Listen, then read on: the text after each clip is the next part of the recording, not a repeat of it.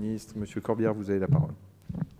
Moi, je ne comprends pas pourquoi il n'y a pas parallélisme des formes. Chaque organisme peut, vous me dites, monsieur le ministre, mais nous ne pouvons pas d'un côté obliger des organismes à se regrouper ou fusionner et après laisser au bon vouloir des éventuels organismes de prévenir, je dis bien, les locataires, pas seulement les représentants des locataires, dont nous savons parfois, hélas, qu'ils sont des représentants parfois assez peu représentatifs. Je ne veux pas généraliser, avec peu de moyens d'ailleurs pour informer les locataires. N'oublions pas quand même ce qui est la base de tout, c'est-à-dire, une fois de plus, le citoyen, le locataire qui paye tous les mois un loyer, qui est en droit de savoir comment les choses évoluent. Je reprendrai pas les mots, mais pourquoi pas du collègue Peu, qui parle d'une bureaucratie, c'est-à-dire d'un éloignement finalement entre le locataire et celui qui gère en vérité un bien public. Et là, il y a quelque chose de fond. Tout ça ne peut pas être laissé au bon vouloir d'organismes, etc. Nous savons dans la réalité qu'il y a un éloignement très fort, une obscurité totale du locataire qui découvre que finalement, alors qu'il a payé des années un loyer à tel organisme, c'est passé à autre chose, etc. C'est une question de fond qui, au-delà de la pertinence de l'amendement, je crois, vise à bien mettre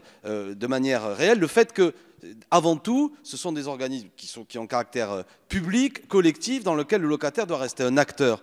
Donc si on ne fait pas ça, ça éloigne une fois de plus, ça amène à ce que des décisions sont prises soi-disant au nom ou en présence de représentants des locataires qui, je le répète, sont totalement dépossédés, hormis quelquefois une petite vitrine à l'entrée des bâtiments où ils peuvent mettre une affichette de temps en temps. Tout ça n'est pas sérieux. Donc par cet amendement, une fois de plus, on créerait par une obligation quelque chose qui est logique, c'est-à-dire qu'on explique aux locataires, on leur en donne les enjeux, on les invite à des réunions d'information. Ça, c'est ça qui est important pour faire des citoyens actifs et pas laisser les choses se détériorer à ce que finalement, ça n'est qu'à l'occasion de crise, parce que tel ou tel bâtiment est mal géré, qu'il y a une volonté des locataires d'un seul coup de se réadresser à ceux qui gèrent le lieu. Donc franchement, je ne comprends pas pourquoi cet amendement est rejeté d'une telle façon.